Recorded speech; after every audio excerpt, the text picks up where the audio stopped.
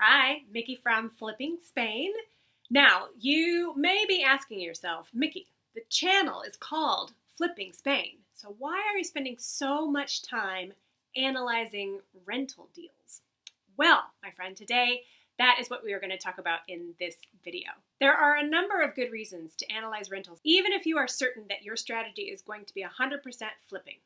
And reason number one is that it helps us understand the market. Anytime you're investing in real estate, you want to be as informed about your market in all aspects as you possibly can. So when we're looking through rental listings and analyzing deals, we're learning what types of properties are available in the area.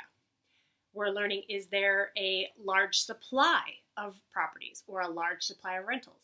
Or are they very difficult to find? And which ones are in demand? Has this one been sitting for quite a while where this one came up yesterday and it's already gone? How are they decorated? What are the differences?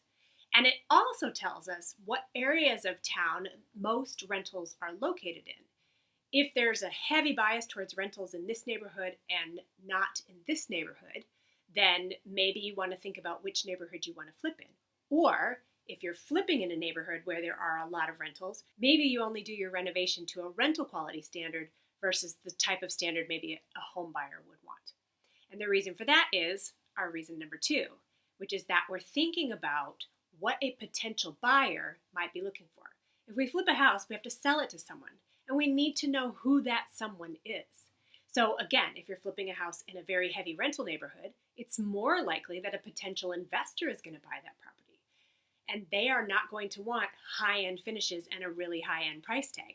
They're going to want a nice, solid, well-finished, but durable decor that will stand up to the wear and tear of tenants.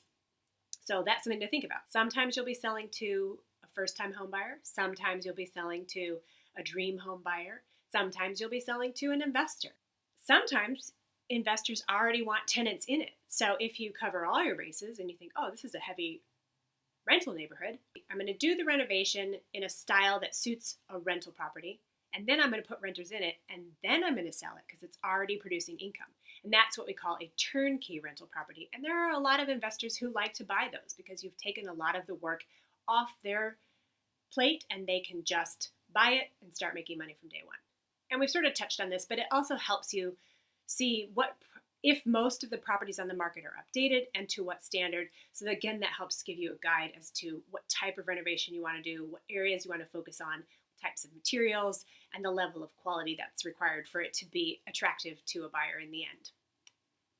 Reason number three is to identify the best strategy, and that can be the best strategy for a specific property or the best strategy for an area. And this kind of builds on what we were talking about, but you might see a well-priced property in a neighborhood, and because you're doing your research and you know what's going on, you'll immediately be able to say, oh, hey, that's a great price for a flip. Or, hey, actually, that looks like a really good rental property. And even if that's not your strategy, hopefully you're networking with other investor friends and you can say, hey, you guys, I found this apartment building in this neighborhood. It's not my flip neighborhood because I'm looking for first-time buyer type homes, but I think it would be a great rental and maybe you'd be interested in that and you can pass it off to one of your friends. And that builds trust. And it also means that the next time they see something that they don't want, they might come to you and be like, hey, I saw this flip. I'm not doing flips right now, but you might want this. And that's how we all sort of help each other do more.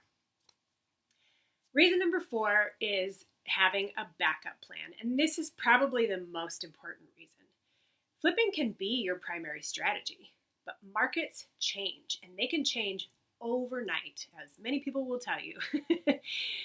And we also make mistakes.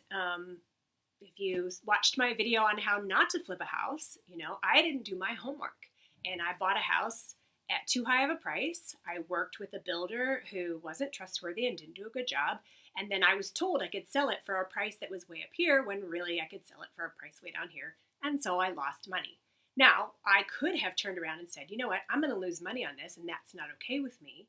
So maybe I'll just put a tenant in that property and let it generate some income for a while. Now, again, I would have needed to do my homework to know that that was possible. So analyzing rentals preps you for that. So if you have a deal, you should analyze both sides of it or all the options you can think of, and then you'll know that's the best strategy. And then you'll also know, hey, I've got this property, I want to flip it.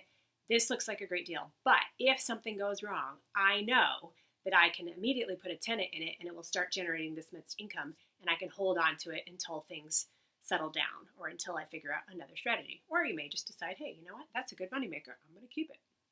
So you should always know what you're going to do if you can't sell a flip in your time frame, and you should understand the costs involved. So if you know all your holding costs and then you know what it could generate in income, you know if you've got a safety net or not.